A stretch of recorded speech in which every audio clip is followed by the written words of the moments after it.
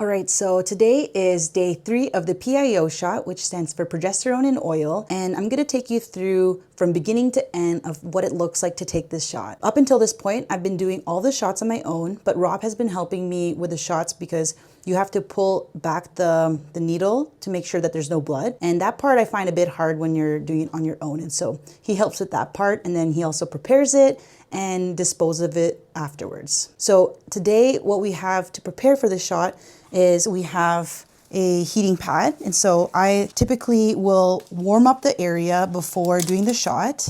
And this is encouraged because it's an oil shot, and so it just helps with the ease of getting it in. And so I warm up the injection site, and I also warm up the needle once it's prepared. Along with that, we also have paper towel or tissue would work too.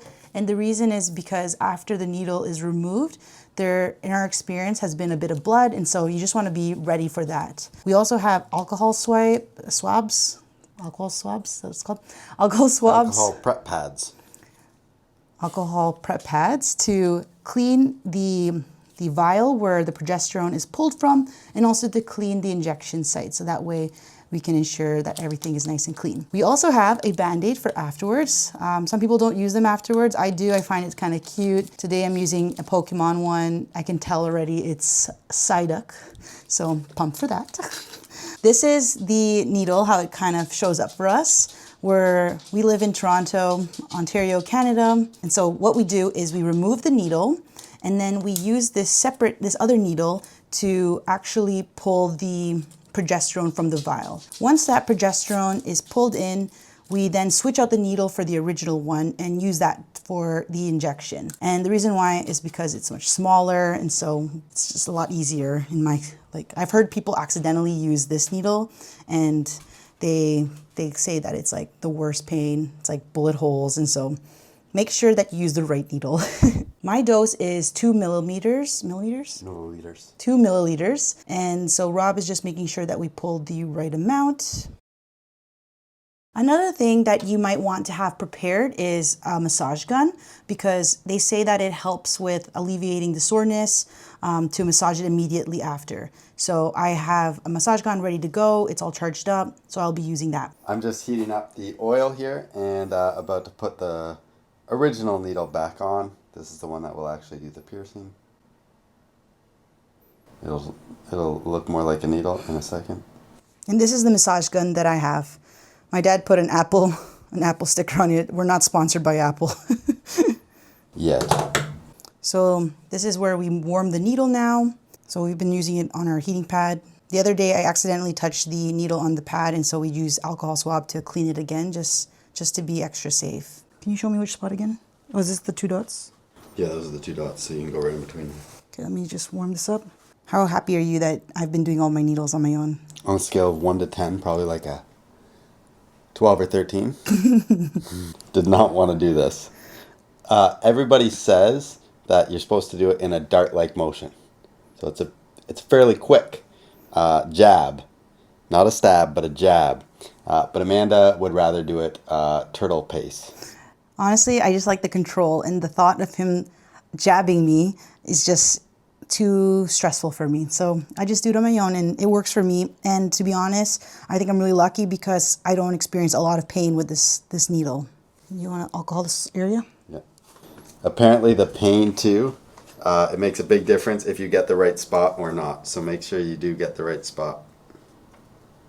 And you have to pull back a little bit first to make sure no blood comes out. No blood came out. So now I just inject all of the oil. It's actually fairly resistant, so you have to actually push pretty hard. By the way, had there been blood, we would just pull the needle out, switch needles, and try again. Like to leave it in for a second after you push it all the way in. The first time we pulled it out, there's a little bit of oil that came out. You ready? Yeah, nice and slow, because it usually scrapes along my skin after. You go a bit faster.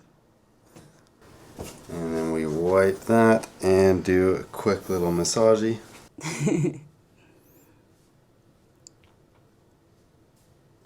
The massage is supposed to help move it around a little bit, again to prevent soreness. I've also been doing squats after, and one time I did a little cycle, and that seemed to have helped too. But to be honest, I haven't been experiencing a lot of soreness just yet. I've only done 3 PIO shots up until this point, and they do say that it does get more sore over time, but so far it feels not bad. And you can also switch sides, but Amanda's done all of them in the same side so far. Okay, ready for Band-Aid? All right, so now that that's done, go ahead and massage the area. So all of our needles have been going into a sharps container. Some places, if you're out in public, will have a washroom with the sharps container disposal. But if you're on the go and you forgot your sharps container, a tip I saw online is to use a water bottle as a temporary solution and then putting it in a sharps container afterwards. There are companies online out there as well that will actually send you a sharps container, and then you just pay for the mailing address back and then send out your needles like that. For me, I'm kind of collecting them all to do one of those, IVF photos. And so we've been just keeping them safely in a sharps container here at home. All right, so that concludes the end of our video. I hope this was helpful to you. If you're on this journey, best of luck. And I hope it ends in a happy ending for you. High five. Oh, and if you are interested in learning more about what our egg retrieval experience was like, definitely check out the next video. Still love you more.